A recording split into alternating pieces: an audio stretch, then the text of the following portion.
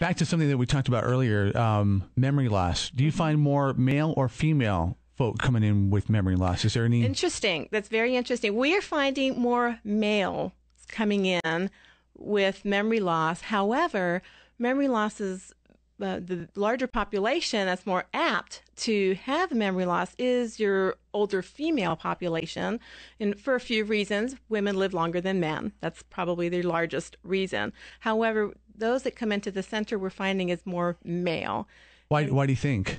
Because the wives and the women are the ones that are providing the socialization and in the family. They're the ones that are making the planning, they're taking charge, they're more apt to be a little bit more proactive, and women look for other women for their support. And so they'll come in, they'll find a support group, and they bring their husbands, as opposed to males are more, they can take care of this and they can do it by themselves, and not as likely to tap into community resources as wives and older daughters are for their aging parents or for a spouse. Alzheimer's. Do we know at this point, is it caused by external things? Is it genetic? What's the mechanism? They're still looking for that. There's not anything specific on what's causing this Alzheimer's. You're getting closer and closer to different things, but there isn't any one particular thing. It is shown that there are two types of Alzheimer's disease. One of them is age-related. So they're saying the older you get, the more likely you are to have or to get Alzheimer's disease. Then there's an early onset Alzheimer's disease that they're saying is more genetic. More if you had parents or a father or mother or both who had Alzheimer's disease at an early age, you're more likely to get Alzheimer's at an early age. But there's nothing really definitive. They're finding little things here and there, but there's really nothing definitive at this point in time to say what is causing this.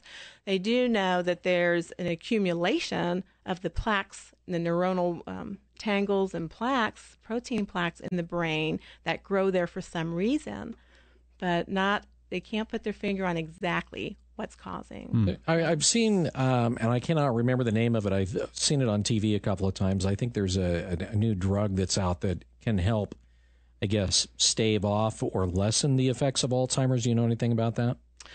There are two drugs that I'm seeing most of our participants on is Aricept and Namenda, and they're supposed to not necessarily stave it off. It's not something you can really stave off. There's not a drug. There's not a cure or something to stave it off. However, these are shown to be able to slow the decline.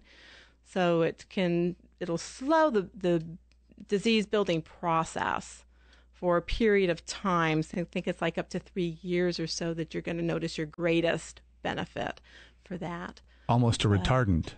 Kind of a retardant, right.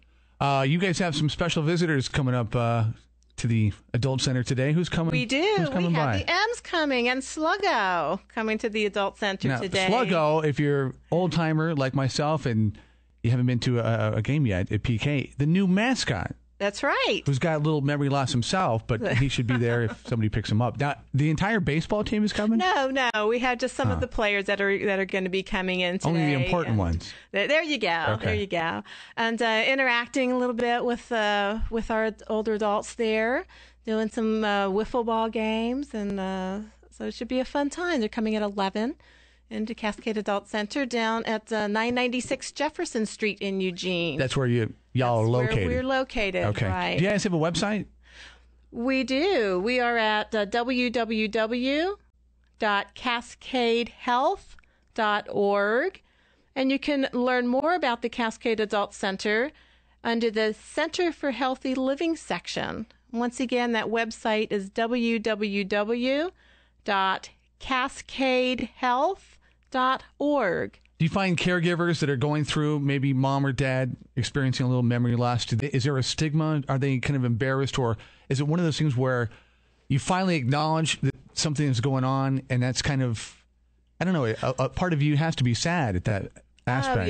Oh, yes. A lot of grief is involved in knowing that your family member has a type of dementia, memory loss, disease, and will be declining. It's different individuals react in different ways, respond to this in different ways. Most of the time, you specifically mention an older son or a daughter that notices mom and dad having some difficulty, and that may go for a period of years. So in the beginning, it's very, very difficult to differentiate between what is normal aging and what is dementia, because you want to remember that having dementia or Alzheimer's disease is not a normal part of the aging process. However, there is some difficulty with your cognition and your memory as you age normally. So it does take a while, perhaps over a few years of this memory loss, having difficulty with maybe finances, balancing checkbooks, things of that sort, losing things, which we all misplace things. But once it gets to the point of, you misplace your keys, that's one thing, but it's like, what are these? Not knowing what these keys are used for, then they start to really become concerned and get their parent into the doctor for some type of an assessment.